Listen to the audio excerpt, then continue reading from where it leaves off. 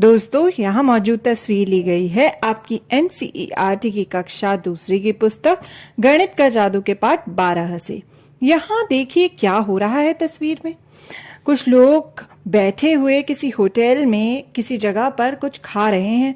लगता है शायद कोई होटल है या फिर शायद कोई कैंटीन जहाँ पर खाना मिलता है। और पीछे से देखिए प्लेट में क्या आ रहा है, डोसा आ रहा है। और एक आदमी कि अपनी कॉपी में पन्नों पर कुछ लिख रहा है और कुछ तो कंफ्यूज है। दरअसल यह आदमी है वेंकटेश। और यहाँ मौजूद जो जगह है जहाँ की ये तस्वीर है, यह है वेंकटेश की कैंटीन।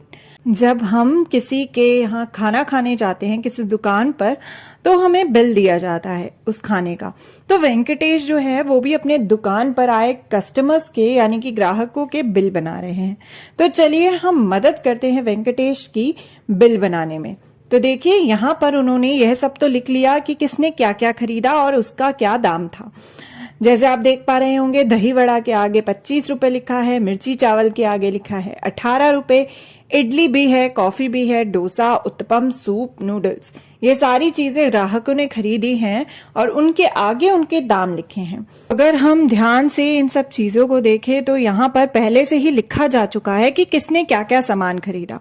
हमें बस कुल निकालना है, यानी टोटल जो है वो बताना है कि कितने रुपए का सामान उन्हें पड़ा। क्योंकि हमें दोनों चीजों के दो दो चीजें सबने खरीदी, तो उन दोनों चीजों को जोड़ना है यानी कि उनका कुल बताना है। तो हम क्या करेंगे, हम यहाँ पर जमा करेंगे, जोड़ेंगे, यानी कि प्लस। तो हमने यहाँ प्लस का साइन लगा दिया।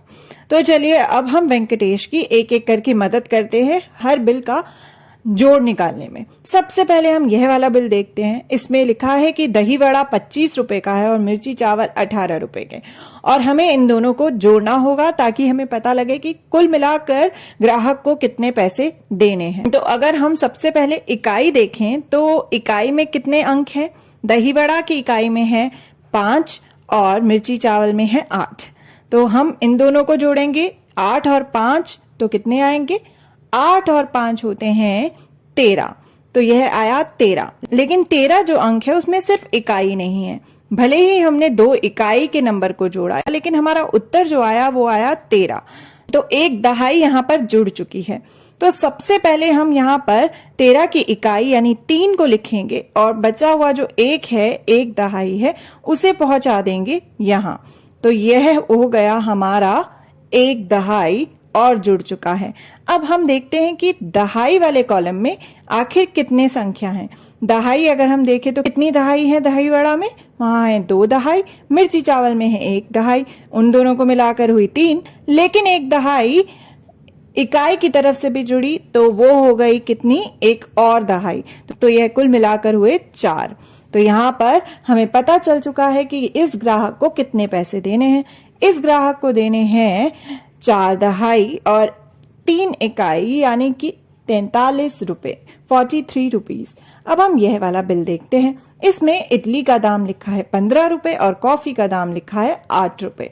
तो चलिए देखते हैं कि यहाँ पर कुल मिला के उन्हें कितने पैसे देने होंगे। तो सबसे पहले हम दोनों चीजों के दाम की इकाई देखते हैं। तो इडली में है 5 इकाई यानी इडली के दाम में है 5 इकाई और कॉफी के दाम में है 8 इकाई। अगर हम इन दोनों को जोड़ दें तो बन जाएगा 13। इन दोनों का जोड़ है 13। 13 में 3 तो इकाई है, तो हम इकाई वाली संख्या यहां लिख देंगे इन दोनों इकाई की संख्याओं के नीचे।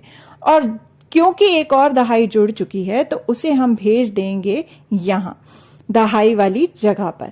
तो अब हम देखते हैं कि दहाई का जोड़ कितना होगा। इडली के दाम में थी 1 दहाई, कॉफी के दाम में 1 भी दहाई नहीं थी, 0 दहाई। लेकिन इकाइयों की संख्या को जोड़ने पर एक और दहाई बन गई जो कि यहां आकर जुड़ गई। तो इन दोनों को अगर हम जोड़ेंगे तो होगा 1 और 1 2। तो हमें पता लग गया कि इस बिल का कुल हुआ 23 रुपए यानी कि 23 रुपीज। अब हम यह वाला बिल देखते हैं और सबसे पहले हम इकाई देखते हैं दामों की। तो डोसा की इकाई है 3 और उत्तपम के दाम की इकाई है 8। अगर हम इन दोनों को जोड़ें तो बनेगा कितना, 8 में अगर हम 2 जोड़ते हैं तो 10 होता है, 3 जोड़ेंगे तो एक और ज्यादा होगा यानी कि 11। तो 11 जब आया तो 11 में तो दहाई आ चुकी है। हम 11 की 1 इकाई यहाँ लिखेंगे और 1 दहाई जो है उसे दहाई वाली जगह पर पहुंचा देंगे। अब हम जोड़ेंगे दामों में जो दहाई है उन्हें। डोसा के जो दाम है उसमें 2 दहाई है और उत्तपम के दाम में 2 दहाई। यह 2 और 2 हो गए 4, लेकिन इकाइयों को जोड़ने पर जो दहाई बनी थी वो भी यहाँ पर है, तो 2 और 2 4 और वो 1 दहाई मिलकर हुए 5। तो यहाँ पर कितना कुल दाम हुआ? यहाँ पर हुआ 51 रुपए, यानी कि 51 रुपीज कुल मिला के जो दाम हुआ वो इस ग्राहक को भरना पड़ेगा। अब हम यह वाला बिल देखते हैं। यहाँ पर सूप का जो प्राइस है वो लिखा हुआ है और नूडल्स का जो दाम है वो लिखा हुआ है। सूप है 27 रुपए का, नूडल्स हैं 15 रुपए के। तो हम इन दोनों को जोड़ देंगे तो पता लग जाएगा कि ग्राहक का बिल कितने का हुआ। सबसे पहले हम दामों की इकाई को जोड़ेंगे, तो 7 और 5 जो है वो होंगे कुल मिलाकर 12। अब 12 में 1 दहाई आ चुकी है, तो हम सिर्फ इकाई वाली संख्या को इकाई वाली जगह पर लिखेंगे, यानी 2 को हमने यहां लिखा और दहाई कितनी बनी यहाँ पर? 1 दहाई हमने दहाई वाली जगह में पहुंचा दी। तो अब 1 दहाई और जुड़ चुकी है दहाई वाली जगह में। अब हम देखेंगे कि दहाई की संख्या जो है उसका जोड़ कितना है। सूप में दहाई थी 2 और नूडल्स में 1, 2 और 1 हुआ 3। इकाइयों को जोड़ने पर जो संख्या बनी उसमें 1 दहाई और जुड़ गई, तो 1 दहाई जब 3 में जुड़ेगी तो वो हो जाएगी 4 दहाई। तो अब हमें पता लग चुका है कि इस बिल का कुल कितना हुआ? 4 दहाई और 2 इकाई, यानी कि 42 रुपीज। तो दोस्तों हमने 4 बिल को पूरा कर लिया।